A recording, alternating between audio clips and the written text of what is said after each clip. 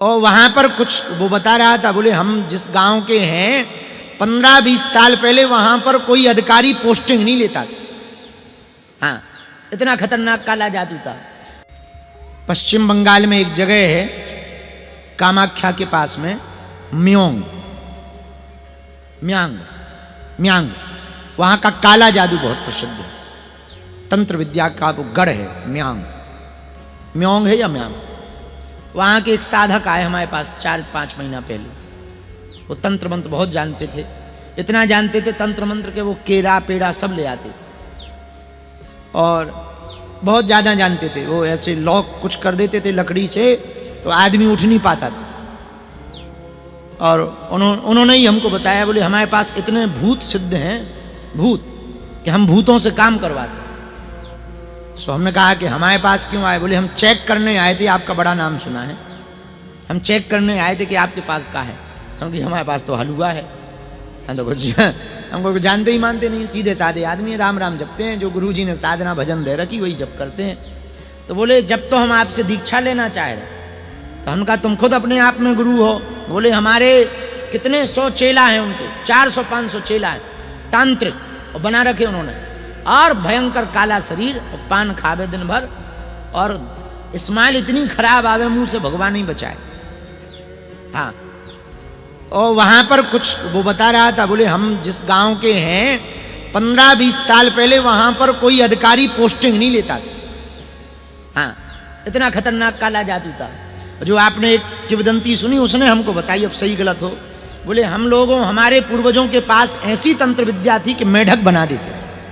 हाँ, ऐसी तंत्र विद्या थी। बोले तो कामाख्या के पास में है वो। तो हमने कहा कि तुम हमें क्यों गुरु बनाना चाह रहे? बोले महाराज अब पूछो मत, एक लफड़ा हो गया है। हम कहा बताओ? बोले आप कल दरबार लगाए थे खुले मैदान में जहां दरबार लगता। हम कहा बिल्कुल लगाए थे। बोले आप लोगों का बता रहे थे। हम का पर्चा तो बना रहे थे जो गुरुजी ने आज्ञा दे रखी। बोले उसी समय हमने अपनी विद्या चलाई कि इनकी विद्या लॉक हो जाए। और बोले जब हमने अपने देव, उसने कोई अघोरी वीर का नाम लिया। बोले हमने अमुक अमुक वीर है कोई, वो भगवान जाने वो क्या बंगाली भाषा में उसने अपनी बात कही, और उसमें होता है। बोले पाताल भैरवी और फलाना वीर हमने चलाई कि इनके पास जो ये विद्या है, जो ये बागेश्वर बाबा पर्चा बना रहा, तुरंत लॉक हो जाए। बोले तब से वो हमारी विद्या वापस ही नहीं आ रही।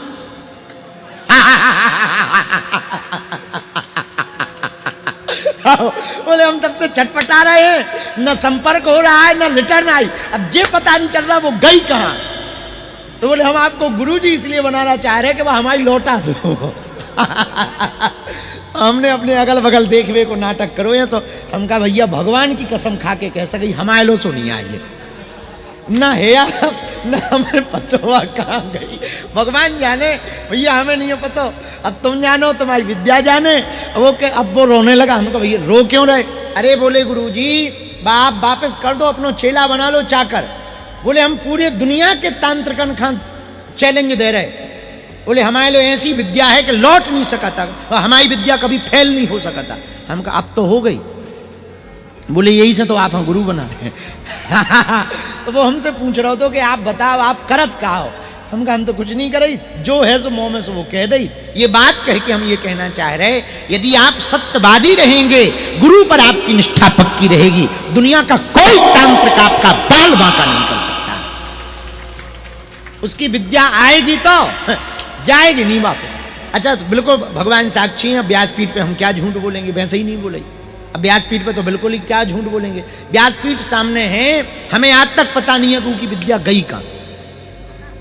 आज तक पता नहीं है कहां चली गई। आओ अब वो बाद में वो हमारी दीक्षा लेगा। हमने फिर बाहर में कहा, हमने कहा ऐसे लोगों से तांत्रिकन से ना दोस्ती अच्छी हो तो ना दुश्मनी अच्छी हो, ये चेला ही बना है फायदा है। हमका सुन, गुरु पे अब लौट के प्रयोग ना करना। चेला तो बना ले, पर सुन महापाप पड़ेगा। तो बोलो आप तो चेला बना लो। इतना मुंह बसाए उसको, भगवान बचाए। तब उसने बताया वो ऐसी निकृष्ट चीजें करता है। गंदगी से साधना की उसने। गंदगी जानते, भिष्टा, उससे साधना की। लेकिन अब उसका वही काम है, उसी काम में वो लिप्त रहता।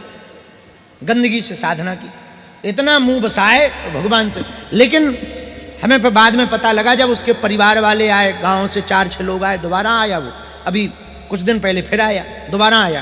तो हमने कहा ये लोग कौन है? तो गांव वालों ने बताया, बोले इससे कोई बात नहीं करता, खतरनाक आदमी। हम कहा क्या करता? अरे बोले पागल कर देता, कई घरों में पागल कर दिया, ऐसा खतरनाक आदमी है, कोई इससे बात नहीं करता है, बहुत तेज, ये जो कह दे वही होता है। हम कहा वाह बहुत बढ़िया है। तो हमने कहा अब तो ये हमारा चेला है। तो वो फिर दोबारा आया, बोले गुरुजी अभी तक नहीं आई है।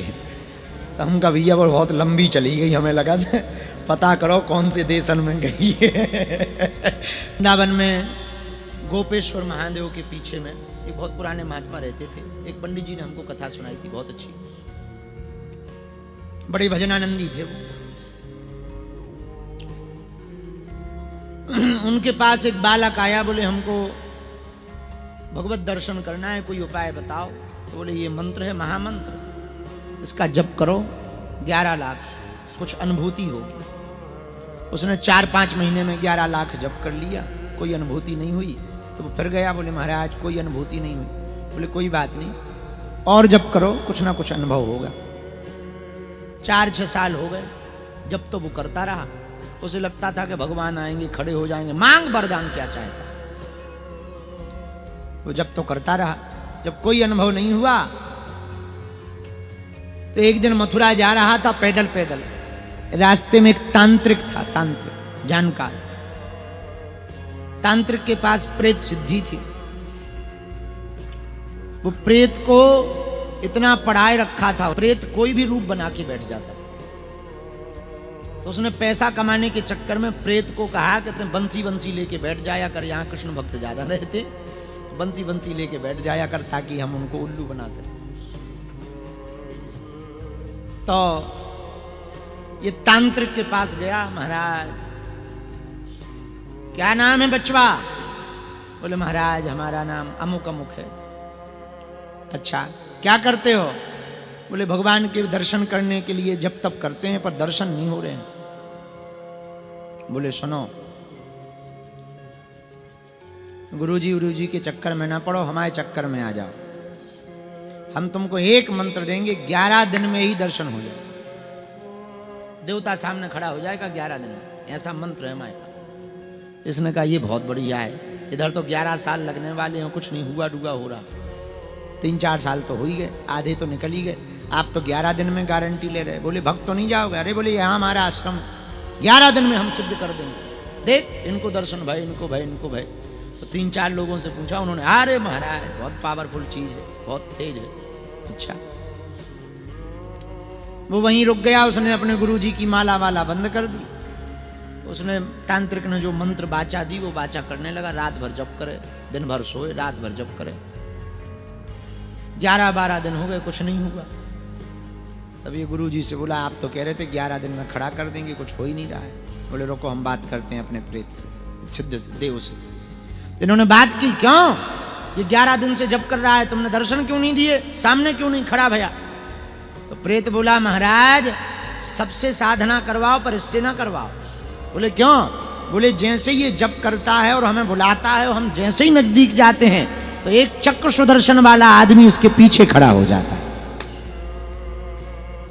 तो हम जा नहीं पाते नजदीक और शरीर में जलन और होती है, और हम तो कहेंगे इसको आश्रम में मत रखो नहीं तो हम तुम्हें खा जाएंगे। गुरुजी से बोला वो प्रेत अपने ढूंढे, तो बोले हम तुमको खा जाएंगे।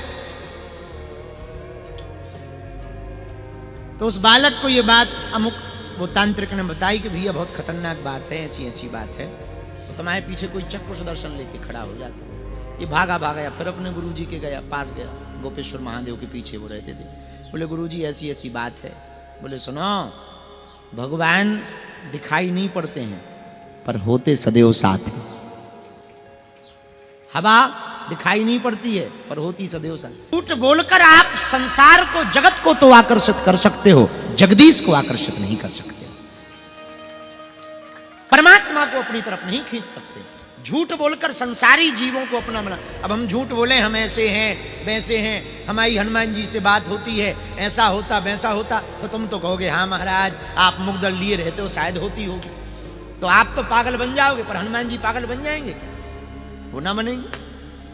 तो झूठ बोलकर हम लोग संसारी जीवों को आकर्षित कर सकते हैं, परमात्मा को नहीं।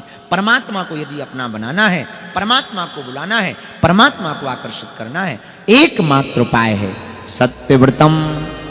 सत्य बोलो। क्या बोलो? जोर से कहो। यही सत्यनारायण। क्या है? यही सत्य।